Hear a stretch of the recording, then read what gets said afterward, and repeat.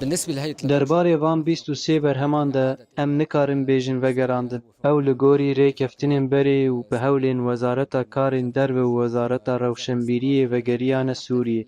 Em îro bi rastî vegera van berheman û vê destkeftekê mezin pîroz dikin.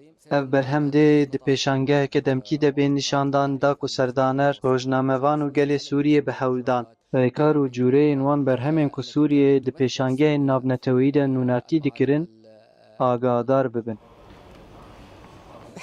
Ez ê behsa van 23 berheman bikim.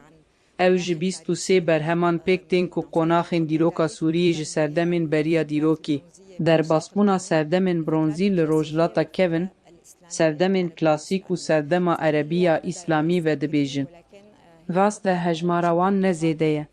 Lê ew ji aliyê dîrokî, hunerî, şûmarî û herwiha ji aliyê estêtîkî ve berhemên gelekî girîng in. Ew şaristaniyên kevnar ên Sûriyê û jêhatîbûna mirovê kevnar di hemû warên jiyanê de nîşan didin. Ev 23 berhemên ku me ji Enstîtuya Cîhana Erebiya li Fransayê standin. Weke me got berhemên bingehînin û beşeke mezin ji dîroka Sûriyê pêk tînin. Ew ne tenê ji mûzexaneya niştimanî ya Şamê ne, belkî vedikirin mûzexaneyên Lazikiyê, Tebmûr û Helebê jî. Bêguman em dê bi van berheman pêşangehekê li mûzexaneya niştimanî ya Şamê vekin û em bang li hemû xelkê dikin.